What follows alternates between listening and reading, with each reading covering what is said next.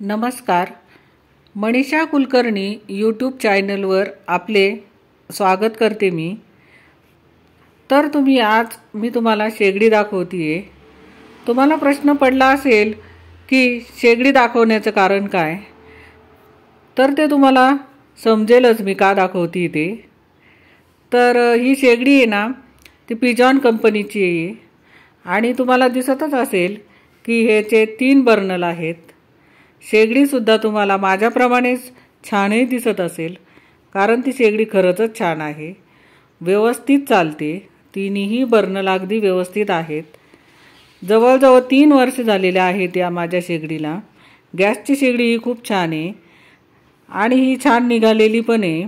तर तुम्हाला मी त्याचा प्रॉब्लेम सांगते आहे, तर तो तुम्ही सॉल्व करावा असं मला वाटतंय. ही शेगडी छान दिसते तर तुम्हाला मी त्याचा प्रॉब्लेम सांगते आहे. तर ही शेगडी तुम्हाला क्लीन दिसते आहे, पण ही बाजूने अशी काळा कलर आलेला आहे त्याला.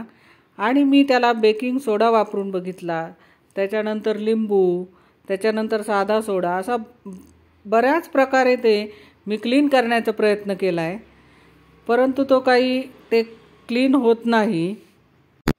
आणि ह्या शेगड्या मी जशा घेतल्या तशा कधी बंदही पडलेल्या नाहीत. खूप छान निघालेला आहे. याचा प्रॉब्लेम फक्त ही काळी पडलेली आहे आणि स्वच्छही क्लीन अजिबात होत नाही. मी तुम्हाला ह्याच्यावरच रेसिपी करून दाखवत आहे. तुम्ही ह्याच्यावरच्याच रेसिपी माझ्या बघता आणि माझ्या रेसिपीही चांगल्या चालतात. परंतु मलाच कधी कधी वाटते की ही गॅसची शेगडी क्लीन दिसत नाही. त्यामुळे मला हे असे वाटले की हे तुम्हालाच विचारावं, ही गॅसची शेगडी कशी आपण क्लीन करू शकतो. आणि तुम्हाला जर माहिती असेल ही गॅसची शेगडी कशा प्रकारे क्लीन करावी, तर तुम्ही मला कमेंटमध्ये जरूर कळवा. आणि ही शेगडी नेहमी चांगलीच चालते, त्याच्यामुळे मला दुसरीसुद्धा शेगडी घ्यावीशी वाटत नाही. मला ही शेगडी खूपच आवडते. त्याच्यामुळे ही शेगडी कशी क्लीन करावी हे तुम्ही मला नक्की कळवा. आणि ही शेगडी मी रोज सकाळ संध्याकाळ व्यवस्थित क्लीन करते. आजूबाजूने ती लगेचच क्लीन होते.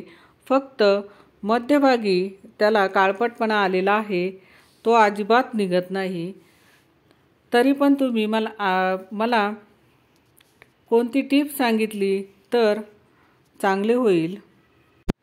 बाकी किचन ओटा माझा नेहमीच क्लीन असतो, तुम्ही बघू शकता. परंतु हे मात्र तुम्ही मला जरूर कळवा, कारण मला ही शेगडी खूप आवडते. खूप छान शेगडी आहे ही. धन्यवाद.